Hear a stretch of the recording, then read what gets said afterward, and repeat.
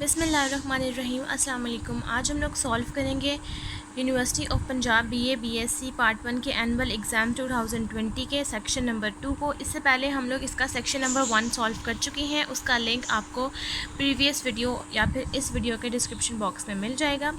आज हम लोग स्टार्ट करेंगे सेक्शन 2 के क्वेश्चन नंबर 6 से, जिसके पार्ट ए की स्टेटमेंट है define equally likely events, define mostly exclusive events और डिफ़ाइन एग्जॉस्टिव इवेंट्स। तो सबसे पहले हम लोग डिफ़ाइन करेंगे इक्वली लाइकली इवेंट्स को। तो ये उसकी डेफिनेशन है, मोस्टली एक्सक्लूसिव इवेंट्स की डेफिनेशन है और एग्जॉस्टिव इवेंट्स की डेफिनेशन है। ये तीनों डेफिनेशंस आपने इसी तरह से लिख देनी है। पार्ट बी की आपके पास स्टेटमेंट है, a class contains 10 mens and 20 womens of which half men and half women have brown eyes. Find the probability that person choose at random is man or has been brown eyes और has brown eyes। सबसे पहले आपके पास यहाँ पर 10 mains हैं और 20 women's हैं। आपके पास यहाँ पर हाफ मेन और हाफ वुमेन हैं जिनमें सबकी आइज़ हैं ब्राउन। आपने प्रॉबिलिटी सॉल्व करनी है कि आपने चूज़ करना है उन मैन को जिनकी आपके पास मैन हों और जिनकी ब्राउन आइज़ भी हों। तो ये मैं आपको चैप्टर नंबर 6 की एक्सरसाइज से क्वेश्चन नंबर 6.27 के पार्ट बी में करवा चुकी हूँ, वो मैं आपको भी दिखाती हूँ। तो ये है उसका आंसर। आपके पास टोटल 10 मैन है, 20 वुमेन, टोटल हो गया 30। अब प्रॉबिलिटी ऑफ ए आ जाएगा 10/30, प्रॉबिलिटी ऑफ बी आपके पास हाफ आ जाएगा, तो ये बन जाएगा 15/30। और probability of A intersection B तो आपने इन दोनों में से लेना है, तो ये आ जाएगा 5/30। उसके बाद आपने सॉल्व करना है कि वो मैन भी हों और उनकी ब्राउन आइज़ भी हो। तो ये आएगा probability of A union B is equal to probability of A plus probability of B minus probability of A intersection B. तो यहाँ से आपने probability of A, probability of B और प्रॉबिलिटी ऑफ इंटरसेक्शन बी की value put कर देनी है। तो इसका आंसर आ जाएगा आपके पास 2/3। नेक्स्ट आपने सॉल्व करना है, what is the probability that randomly selected poker hand contains exactly 3 aces given that at least 2 aces. तो इसका सोल्यूशन है चैप्टर नंबर 6 की एक्सरसाइज एग्जाम्पल नंबर 6.19। तो चैप्टर नंबर 6 की एग्जाम्पल नंबर 6.19 है, पेज नंबर 199 पे इसका आंसर वहाँ पर है बुक पर। जो चैप्टर नंबर 6 की एग्जाम्पल नंबर 6.19 है, what is the probability that a randomly selected poker hand exactly 3 aces given that it contain 2 aces. तो ये उसका आंसर है। आप इसको सॉल्व करेंगे और आपके पास एंड में आंसर आ जाएगा 0.0416। यहाँ तक इस क्वेश्चन नंबर 6 कंप्लीट हो गया। नेक्स्ट अब हम लोग सॉल्व करते हैं क्वेश्चन नंबर 7। नेक्स्ट अब हम लोगों ने क्वेश्चन नंबर 7 सॉल्व करना है, जिसके पार्ट एक ही स्टेटमेंट है, state and prove multiplication law of probability for dependent events. आपने स्टेट करना है यानी कि स्टेटमेंट लिखनी है और साथ में ही आपने प्रूव करना है multiplication law of probability for dependent events का। तो इसका आंसर है पेज नंबर 200 पर, चैप्टर नंबर 6 पे। तो अब हम लोग इसका वो प्रूफ देख लेते हैं। पेज नंबर 200 के ऊपर यहाँ पर आपके पास जो हेडिंग दी हुई है theorem number 6.7 multiplication law for dependent events की। तो ये इसकी स्टेटमेंट है। आपने इसको सॉल्व करना है और इसका सोल्यूशन स्टार्ट होगा द कंडीशनल प्रोबेबिलिटी, यानी कि यहाँ से इससे पहले जितनी भी इसकी ये स्टेटमेंट है ये आपने लिखनी है एज इट इज़, और यहाँ से इसका सोल्यूशन यानी कि प्रूफ स्टार्ट होगा द कंडीशनल प्रोबेबिलिटी से लेकर मल्टीप्लिकेशन फॉर प्रोबेबिलिटीज़ तक। अब हम लोग क्वेश्चन नंबर 7 का पार्ट बी सॉल्व करते हैं। नेक्स्ट अब हम लोगों ने सॉल्व करना है क्वेश्चन नंबर 7 का पार्ट बी, जिसकी स्टेटमेंट है from a group of 6 man and 8 women 5 peoples are chosen at random. Find the probability that there are more man chosen from women। इसका आंसर है चैप्टर नंबर 6 के exercise के question number 6.25 के part B में, जो कि मैं आपको करवा चुकी हूँ। इसका सोल्यूशन मैं आपको दिखाती हूँ। एक्सरसाइज के क्वेश्चन नंबर 6.25 के पार्ट बी के सोल्यूशन में आपके पास 8 women हैं और 6 मैन हैं, टोटल हो जाएंगे 14। आपके पास 5 आप लोगों ने सिलेक्ट करने हैं, तो 2002 वेज आपके पास आ जाएंगे। अब आपने यहाँ पर प्रॉबिलिटी सिलेक्ट करनी है more man choose then women. तो आपके पास यहाँ पर आ जाएगा 6 combination 3, 8 combination 2 plus 6 combination 4, 8 combination 1, 6 combination 5 and 8 combination 0। यानी कि आपने 3 से लेकर मैन को लेनी है, जितने नंबर ऑफ वेज है टोटल 5 है, तो ये 3 से लेकर 5 तक आपके पास सिलेक्ट हो जाएंगे और इसका आंसर आ जाएगा एन ऑफ ए के अकॉर्डिंग 686। अब आप 686 को 2002 के साथ डिवाइड करेंगे और आपके पास प्रॉबिलिटी मोर मैन चूजन देन विमेन का आंसर आ जाएगा 0.34। अब नेक्स्ट हम लोग क्वेश्चन नंबर 7 का पार्ट सी सॉल्व करते हैं। नेक्स्ट आप लोगों ने इसका पार्ट सी सॉल्व करना है, जिसका आंसर है चैप्टर नंबर 6 की एग्जाम्पल नंबर 6.27 के पेज नंबर 206 पर। तो अब हम लोग वो देख लेते हैं। तो जब आप लोग पेज नंबर 206 पर आएंगे तो एग्जाम्पल नंबर 6.27 जो है ये आपके पास है पार्ट क्वेश्चन नंबर 7 के पार्ट सी की स्टेटमेंट, और इसको आपने किस तरह से सॉल्व करना है कि आपके पास ए वो इवेंट्स आएंगे जो रेड डाई शो कर रहे हो इवन नंबर्स को, और बी आपके पास वो होगा जो कि ग्रीन डाई हो और शो करें 5 और 6 को। टोटल नंबर ऑफ सैम्पल्स में से आपके पास यहाँ पर इवन नंबर्स आ जाएंगे 18 और बी के अकॉर्डिंग आ जाएंगे 12, और ए इंटरसेक्शन बी आपने कॉमन निकाल ले हैं तो वो आ जाएंगे आपके पास यहाँ पर 6/36 जो कि आ जाएगा 1/6। अब आपने प्रोबेबिलिटी ऑफ इंटरसेक्शन बी का फार्मूला अप्लाई करना है, तो वो आपने यहाँ पर लिखना है 1/6 है आपके पास, यहाँ पर 1/2 और 1/3 को आपने मल्टीप्लाई करना है तो 1/6 या फिर 6/36 भी आएगा। आपने प्रोबेबिलिटी ऑफ ए और प्रोबेबिलिटी ऑफ बी को मल्टीप्लाई कर लेना है तो ये आपके पास इंडिपेंडेंट इवेंट्स ही आएंगे जो कि 1/6 से आपके पास टोटल मैच कर रहे हैं। तो यहाँ तक आपके पास एग्जाम्पल नंबर 6.27 और क्वेश्चन नंबर 7 का पार्ट सी कंप्लीट हो गया। नेक्स्ट अब हम लोग सॉल्व करते हैं क्वेश्चन नंबर 8। क्वेश्चन नंबर 8 के पार्ट ए की स्टेटमेंट है prove that for any two random variable expected value of x plus y is equals to expected value of x plus expected value of y। आपने prove करना है two random variables को जिसमें आपके पास expected value of x plus y equal हो expected value of x और expected value of y के। तो इसका आंसर है चैप्टर नंबर 7 के पेज नंबर 257 से लेकर 258 पर। अब हम लोग वो देख लेते हैं। तो जब आप लोग बुक के पेज नंबर 257 पर आएंगे, यहाँ पर आपके पास हेडिंग जो दी है प्रॉपर्टीज़ ऑफ एक्सपेक्टेड वैल्यू, तो इसकी जो 3rd नंबर वाली प्रॉपर्टी है जिसमें आपने प्रूफ करना है expected value of x plus y equal expected value of x और एक्सपेक्टेड वैल्यू ऑफ y के। तो इसका आंसर आप लोगों ने यहाँ इस प्रूफ से स्टार्ट करना है और ये सारा आप लोग मार्क करेंगे। सबसे पहले आप लोगों ने double summation x function of x comma y solve करना है। उसके बाद आपने double summation y function of x comma y solve करना है। तो उसके अकॉर्डिंग आपके पास दोनों के अकॉर्डिंग वैल्यूज़ आ जाएंगी। सबसे पहले x के अकॉर्डिंग आएगा आपके पास summation x g of x जो कि इक्वल होता है एक्सपेक्टेड वैल्यू ऑफ x के, और फिर आप लोग सॉल्व करेंगे y के अकॉर्डिंग तो वो इक्वल आएगा summation y h of y के। तो आप लोगों ने expected value of x plus y की जगह पर एक्सपेक्टेड वैल्यू ऑफ x और expected value of y put कर देना है। तो यही आपके पास प्रूव है और यहाँ तक आपके पास क्वेश्चन नंबर 8 का पार्ट ए सॉल्व हो गया। नेक्स्ट अब हम लोग क्वेश्चन नंबर 8 का पार्ट बी सॉल्व करते हैं। नेक्स्ट अब आपने सॉल्व करना है क्वेश्चन नंबर 8 के पार्ट बी जिसकी स्टेटमेंट है आपके पास चैप्टर नंबर 7 की एग्जाम्पल नंबर 7.7 के पेज नंबर 242 पे इसका आंसर है। अब हम लोग वो देख लेते हैं। जब आप लोग पेज नंबर 242 पर आएंगे तो यहाँ पर एग्जाम्पल नंबर 7.7 में आपने ज्वाइंट प्रोबेबिलिटी डेंसिटी फंक्शन बताना है जिसमें आपके पास 2 डिस्क्रीट रैंडम वेरिएबल्स हैं x और y। आपके पास फंक्शन दिया गया है, आपके पास x की वैल्यूज़ है 1 से लेकर 3 तक, y की वैल्यूज़ है 1 और 2। आपने फाइंड करना है कि क्या आपके पास x और y को आप सॉल्व करें तो वो इंडिपेंडेंट है या नहीं। इंडिपेंडेंट होने का मतलब ये है कि आपके पास यहाँ पर g ऑफ x और h ऑफ y की value function of x comma y के इक्वल है। सबसे पहले आप लोगों ने g x सॉल्व कर लेना है जिसका फार्मूला आ जाएगा आपके पास function of y f x comma y, यानी कि आपके पास यहाँ पर जितनी फंक्शन आप यही लिखेंगे लेकिन वैल्यूज़ आपने जी ऑफ एक्स में वाई की पुट करनी है। आप फंक्शन लिखेंगे, वाई की जगह पर जो वैल्यूज़ हैं 1 और 2 आपने वो पुट करना है। सबसे पहले आप वाई की जगह पर 1 पुट करेंगे, ये बन जाएगा आपके पास x/30 और ये बन जाएगा 4x/30। आप इसको सॉल्व कर लेंगे, आपके पास आंसर आ जाएगा 6/x। उसके बाद आपने एच ऑफ वाई निकाल लेना है। इसमें आपने फंक्शन यही लिखना है, वैल्यूज़ आपने 1 से लेकर 3 तक यानी कि x की पुट करनी है। जहाँ जहाँ x है वहाँ वहाँ आपने 1 2 3 पुट करना है। तो आपके पास वैल्यूज़ आ जाएंगी y²/5।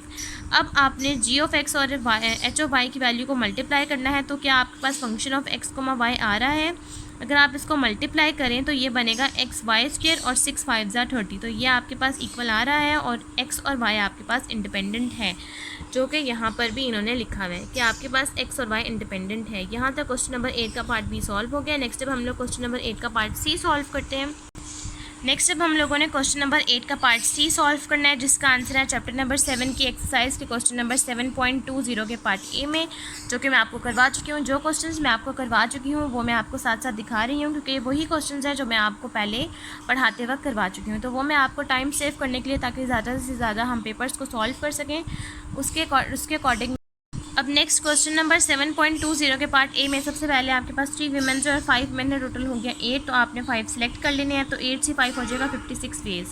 अब आपके पास एक्स वो हैं जो कि हैं वीमेन ऑन कमेटी के, जितनी भी कमेटी में वीमेंस हैं वो आपके पास एक्स की वैल्यूज़ बन जाएंगी। टोटल वीमेंस हैं 3, तो एक्स की वैल्यूज़ आ जाएंगी 0 से लेकर 3 तक। अब आपके पास एक्स की वैल्यूज़ आ जाएंगी 0 से लेकर 3 तक। अब आपने 1 बाय 1 3 में सबसे पहले आप 0 पुट करेंगे, फिर 1, फिर 2, फिर 3, फिर यहाँ पर 5C5 4 आ जाएगा, 3 आ जाएगा और 2 आ जाएगा, क्योंकि आपके पास टोटल 5 है तो आपने यहाँ पर इसको कंप्लीट करना होता है। अगर आपके पास टोटल 5 वीमेंस है तो यहाँ पर कोई भी नहीं है तो दूसरी 5 यहाँ आ गई। अगर यहाँ पर एक वीमेन है तो दूसरी 4 यहाँ पर। अगर यहाँ 2 वीमेंस है तो 3 आपके पास यहाँ पर। अगर यहाँ 3 वीमेंस हैं तो 2 यहाँ पर, डिवाइडेड बाय 8C5, तो आपके पास इसका आंसर आ जाएगा। उसके बाद आपने x f(x) से मल्टीप्लाई करवाना है, यानी कि 0.0178 को 0 से, 0.2678 को 1 से, आपके पास ये आंसर आ जाएगा। 0.535 को 2 से आपके पास ये आंसर आ जाएगा। आप सम करेंगे आपके पास आंसर आ जाएगा 1.8742। यहाँ तक क्वेश्चन नंबर 8 कंप्लीट हो गया है। नेक्स्ट अब हम लोग सॉल्व करते हैं क्वेश्चन नंबर 9। क्वेश्चन नंबर 9 के पार्ट ए की स्टेटमेंट है, what is the hypergeometric experiment and what are its properties. आपने हाइपरज्योमेट्रिक एक्सपेरिमेंट को डिफाइन करना है और उसकी प्रॉपर्टीज़ को डिफाइन करना है। ये भी मैं आपको करवा चुकी हूँ, ये मैं आपको दिखाती हूँ। जब मैंने आपको चैप्टर नंबर 8 करवाया था तो उसमें आपके पास जो हाइपरज्योमेट्रिक प्रोबेबिलिटी डिस्ट्रीब्यूशन का जो टॉपिक था, ये आप लोग यहाँ से लेकर स्टार्ट से ये सारा आप लोग इसमें मेंशन करेंगे, और साथ में ही इसके साथ मैंने आपको इसकी प्रॉपर्टीज़ करवाई थी, तो वो प्रॉपर्टीज़ भी आप, ये हाइपरज्योमेट्रिक डिस्ट्रीब्यूशन का फार्मूला है, उसके बाद आप इसकी प्रॉपर्टीज़ डिफाइन करेंगे, जो कि टोटल 4 प्रॉपर्टीज़ हैं। यहाँ तक इसका आंसर है क्वेश्चन नंबर 9 के पार्ट ए का, ये आप लोग लिख सकते हैं। उसके बाद क्वेश्चन नंबर 9 के पार्ट बी में आपने डिफाइन करना है, prove that the mean is equal to N P and variance is equal to N P Q of the binomial distribution. आप लोग बाइनोमियल डिस्ट्रीब्यूशन को सॉल्व करें और आपके पास मीन इक्वल है एन पी के और वेरिएंस इक्वल है एन पी क्यू के। अब ये भी मैं आपको करवा चुकी हूँ, ये भी मैं आपको प्रूफ दिखा देती हूँ। तो जब हम लोगों ने चैप्टर नंबर 8 में mean of the binomial distribution पढ़ा था तो हमने इसके फार्मूला लिखा कि आपके पास मीन इक्वल आएगा एन पी के, आपने एक्स लिखा एक्सपेक्टेड वैल्यू ऑफ एक्स के साथ, और आपने यहाँ पर इसका जो फार्मूला है बाइनोमियल का वो डिफाइन किया, आपने इसको सॉल्व किया, आपके पास इसका आंसर आ जाएगा एन पी, जो कि मैं आपको करवा चुकी हूँ। उसके बाद आप इसको सॉल्व करेंगे, इसका variance of the binomial distribution जो कि इक्वल आएगा एन पी क्यू के। आप यहाँ पर expected value of x square निकाल लेंगे, क्योंकि एक्सपेक्टेड वैल्यू ऑफ एक्स का आपके पास आंसर है एन पी, तो आप इसको सॉल्व कर लेंगे, आपके पास इसका आंसर आ जाएगा एन पी क्यू। इसी तरह से आपने expected value of x square निकाल के बाद दोनों की वैल्यूज़ को पुट करेंगे इसके फार्मूले में, तो आपके पास यहाँ पर सिग्मा स्क्वायर यानी कि वेरिएंस का आंसर आ जाएगा एन पी क्यू। यहाँ तक क्वेश्चन नंबर 9 का पार्ट बी सॉल्व हो गया। नेक्स्ट अब हम लोग क्वेश्चन नंबर 9 का पार्ट सी सॉल्व करते हैं। नेक्स्ट अब हम लोगों ने क्वेश्चन नंबर 9 का पार्ट सी सॉल्व करना है, जिसकी स्टेटमेंट है, suppose that X has Poisson distribution if x1 is equal to 0.3 and probability x2 is equal to 0.2, calculate probability x is equal to 0 and probability x is equal to 3। इसका answer है chapter number 8 के exercise के question number 8.33 के part B में। अब हम लोग वो देख लेते हैं। क्वेश्चन नंबर 8.33 के पार्ट बी में सबसे पहले आप लोगों ने यहाँ पर पॉइजन का फार्मूला लिखना है। एक्स की वैल्यूज हैं 0 से लेकर इन्फिनिटी तक। सबसे पहले आपने probability x is equal to 1 के अकॉर्डिंग सॉल्व करना है, जिसकी इक्वेशन आएगी आपके पास 0.3 के इक्वल, और सेकंड वाली की इक्वेशन आएगी 0.2 के इक्वल। अब आपने इक्वेशन नंबर 2 को डिवाइड करना है इक्वेशन नंबर 1 के साथ, तो आपके पास म्यू का आंसर आ जाएगा 1.33। अब आपके पास म्यू की वैल्यू निकल आई है, तो आपने probability x is equal to 0 और probability x is equal to 3 solve करना है। आपने यहाँ पर म्यू की वैल्यू पुट करनी है 1.33, एक्स की वैल्यू है 0, और आपके पास probability x is equal to 0 के अकॉर्डिंग आंसर आ जाएगा 0.26360, और probability x is equal to 3 के अकॉर्डिंग आपने 1.33 म्यू की वैल्यू पुट करनी है, एक्स है 3, तो आपके पास probability x is equal to 3 के अकॉर्डिंग आंसर आ जाएगा 0.1041। यहाँ तक क्वेश्चन नंबर 9 कंप्लीट हो गया। नेक्स्ट अब हम लोग सॉल्व करते हैं क्वेश्चन नंबर 10। नेक्स्ट अब हम लोगों ने सॉल्व करना है क्वेश्चन नंबर 10 के पार्ट ए, जिसकी स्टेटमेंट है, a random variable X has the probability density function as F of X is equal to A X 9 minus X square, 0 से लेकर 3 तक इसकी रेंज है, और 0 L square. Find the value of A mean and standard deviation of x. आप इसका solution है आपके पास चैप्टर नंबर 7 के एक्सरसाइज के क्वेश्चन नंबर 7.28 के पार्ट बी में। सबसे पहले आपके पास यहाँ पर एफ ऑफ एक्स दिया हुआ है, रेंज दी हुई है 0 से लेकर 3 तक। इस क्वेश्चन में आपने सबसे पहले ए की वैल्यू जो यहाँ पर है आपने वो सॉल्व कर लेनी है, उसके बाद मीन सॉल्व करना है, और उसके बाद स्टैंडर्ड डेविएशन सॉल्व कर लेना है। अब हम लोग क्वेश्चन नंबर 10 के पार्ट ए का सोल्यूशन देखते हैं। क्वेश्चन नंबर 10 के पार्ट ए में सबसे पहले आपके पास फंक्शन दिया हुआ है F of x A X 9 minus x के, रेंज है 0 से लेकर 3 तक। आपने ए की वैल्यू निकालनी है, तो आपने इसको इक्वल करना है 1 के। आप इसको सॉल्व कर लेंगे और आपके पास ए का आंसर आ जाएगा 0.04938। अब जहाँ पर 8 है वहाँ पर आपने 0.04938 को पुट कर देना है, उसके अकॉर्डिंग आप इसको सॉल्व कर लेंगे। नेक्स्ट अब आपने सॉल्व करना है एक्सपेक्टेड वैल्यू ऑफ एक्स यानी कि मीन। आप इसको सॉल्व करेंगे, आपके पास इसका आंसर आएगा 1.6, और उसके बाद आपने निकाल लेना है स्टैंडर्ड डेविएशन, तो उसके लिए आपको चाहिए expected value of x square तो आपने यहाँ पर expected value of x square का फार्मूला लिखना है और आप इसको सॉल्व कर लेंगे। आपके पास expected value of x square के अकॉर्डिंग आंसर आ जाएगा 3।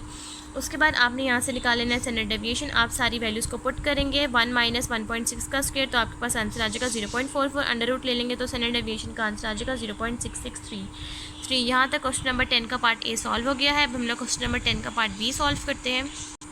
क्वेश्चन नंबर 10 के पार्ट बी की स्टेटमेंट है, if F of X is equal to 1 by under root 32 pi E की power minus 1 by 32 X plus 7 का square, find its mean and the variance. आपके पास ये फंक्शन दिया गया है नॉर्मल के अकॉर्डिंग। आपके पास ये MGF है नॉर्मल डिस्ट्रीब्यूशन के अकॉर्डिंग। आपने इस MGF को सॉल्व करते हुए यहाँ से मीन और वेरिएंस की वैल्यू निकाल लेनी है। तो इसका आंसर है चैप्टर नंबर 9 के एग्जाम्पल नंबर 9.3 पे, जो कि पेज नंबर 363 पे। अब हम लोग इसका सोल्यूशन देख लेते हैं पेज नंबर 363 पे। तो जब आप लोग पेज नंबर 363 पर आएंगे, यहाँ पर जो एग्जाम्पल नंबर 9.3 है, तो इसका आंसर है यहाँ पर आपके पास ये फंक्शन दिया गया है, रेंज दी गई है। आपने यहाँ से निकाल लेना है मीन वेरिएंस।